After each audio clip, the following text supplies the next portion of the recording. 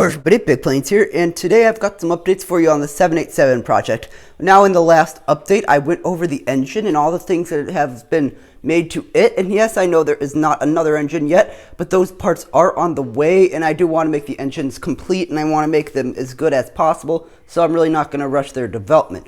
But in this video, I want to share with you some little fun stuff I had with the engine the other day, and the progress has been made to the interior. So I'm going to start with the engine. So right after I made that video the other day, or a couple days ago, something happened. I picked up the engine by the pylon, which is this thing right here, from about 3 feet up, and the entire engine just fell right off the pylon.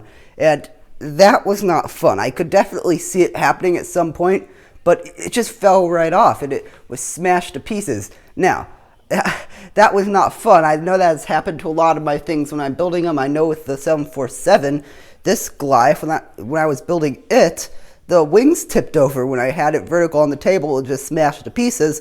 So you'll always have these sort of setbacks, but that was just, why? Because it was so hard to construct because of all the angles. But I did take that breakage to take detailed pictures of the of the inside of the engines. So now it'll be easier for me to make a second engine. So I'm trying to see the best that I can out of a situation here. And in another light, I finally did get the Rolls-Royce stickers for these Trent 1000 engines. I am still waiting for the 1x2 metallic tile right here, but that should eventually show up. So yeah, that's the major progress has been made to the engines.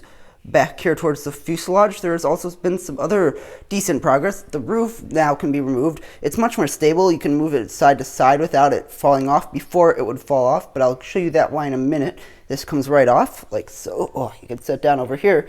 The main reason it doesn't slide off now is because I put these panel pieces in, like these L bracket panels that actually hold in the roof. So I'm pretty happy with how that turned out.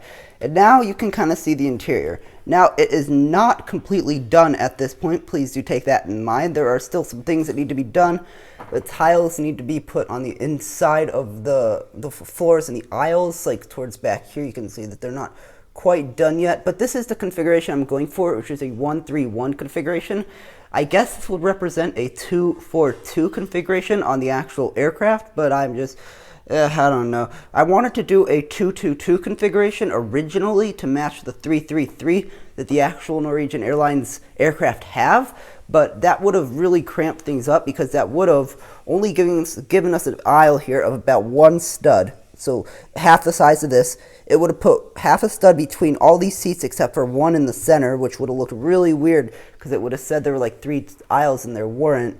So yeah, I ended up going with this mostly because it gave us decent looking aisles and you can fit minifigures comfortably. Now these seats are pretty fun too because you can actually recline them. So you can see here this guy appears sitting a little further back or far up. You can recline him back even further. Now I know that real airline seats wouldn't actually recline back that far, but I did have some fun with that. And there will be IFE displays in the back of the seats, the little screens, but I just haven't gotten those jumper plates yet. So when those do arrive, I will install them.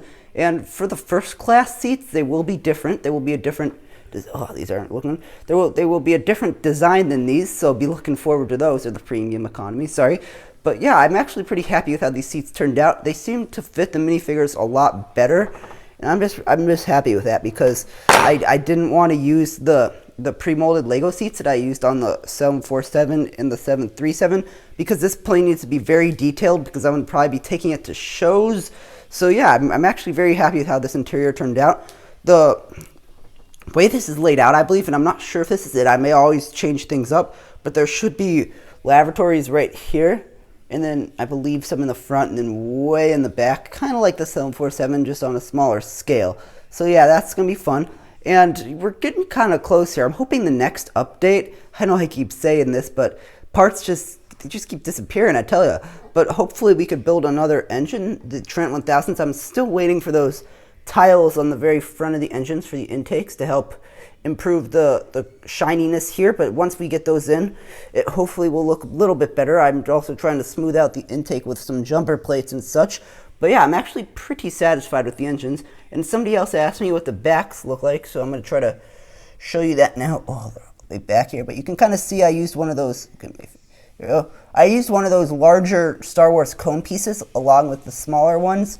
and I sort of built a brick-built pylon. Like I said, it's not done yet, but it will be finished soon by the next update, I'm hoping. And I'm also hoping that I'll have 2 engines here to show you. So I know I have still a lot to work on this plane. I'm hoping that very soon here I can finish the first section, which will include the wing, the engines, the roof, the bottom, the landing gear, all the electronics and lights and wiring that goes along with that. That's the first section. And then hopefully by the time that November rolls around, which should be pretty soon here, or late October, I can start progress on the nose, which is going to be a pain in the bum because the noses are never fun to do because, as you can tell, especially like with the 737, that thing took forever to get it right. It kept looking like an A320, so we'll see what this one starts looking like. But yeah, this is all I really have to update you for this video. Our drama with the engine, some progress on the interior, and hopefully we could build another engine and get some other progress done to the bottom of the fuselage by the next update. So that's all I'm going to share with you for now. Hopefully you guys enjoyed this video.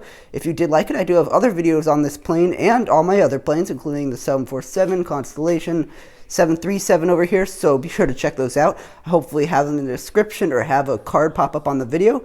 So that's all I have for this video, and bye for now.